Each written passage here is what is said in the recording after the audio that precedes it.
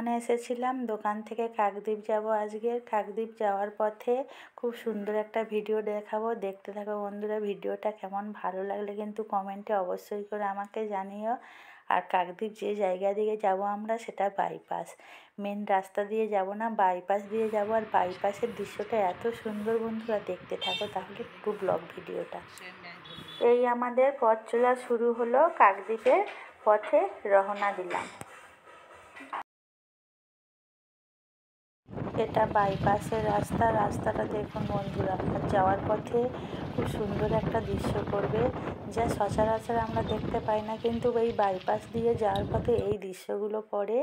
আর কত সুন্দর দেখুন বন্ধুরা জায়গাটা, শুধু টোলার আর টোলার। এইদিকে পুরোটা জঙ্গল, আর জঙ্গলের ভিতরে একটা ছোট্ট নদী আছে। সেই নদীর মধ্যে এই ট্রলারগুলো ফিশিং সেরে এখানে থাকে, বা এখান থেকে আবার মাছ ধরতে সমুদ্রে বেরিয়ে পড়ে। আমরা একটা মাছ নেব বলেছিলাম, কিন্তু হলো না আজকের। আর কত সুন্দর দেখুন।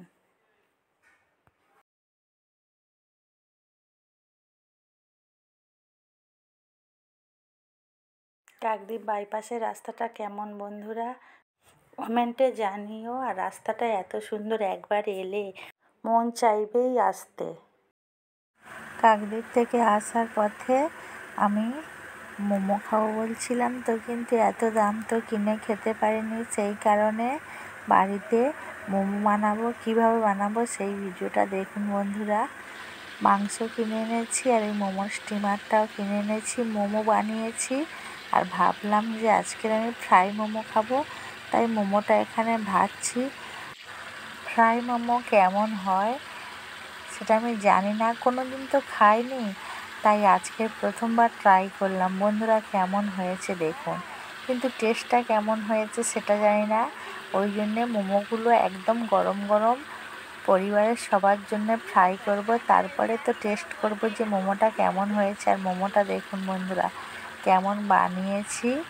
আর এই মোমোটা মানে খাওয়া বলছিলাম, কিন্তু এত দাম, তো দোকান থেকে কিনে খাওয়ার মতো সামর্থ্য নেই। জন্য বাড়িতে 500 মাংস এনে মোমো বানিয়েছি। আর মেয়ে তো বায়না ধরেছে, ওই জন্য মেয়েকে দেবো, আর আমি এই টেস্ট করে দেখছি। পরিবারের কেউ খায়নি, আজকের আগে আমি খেলাম। খেতে খুব সুন্দর হয়েছে। আর গামলাটা বড় নিয়েছি, কিন্তু মোমো মাত্র ভাগে 2 পিস করে হয়েছে। মেয়েকেও একটু দিলাম। সত্যি অসাধারণ হয়েছে, প্রথমবার করেছি তো, খেতে খুব ভালো লেগেছে। আর বন্ধুরা, দোকান থেকে কিনে খেতে গেলে অনেক দাম, তাই বাড়িতে এই রকম একবার বানিয়ে খেলে খুবই ভালো লাগবে। আর ছোট্ট ব্লগটা কেমন হয়েছে বন্ধুরা কমেন্টে জানিও। আজকের এই পর্যন্ত।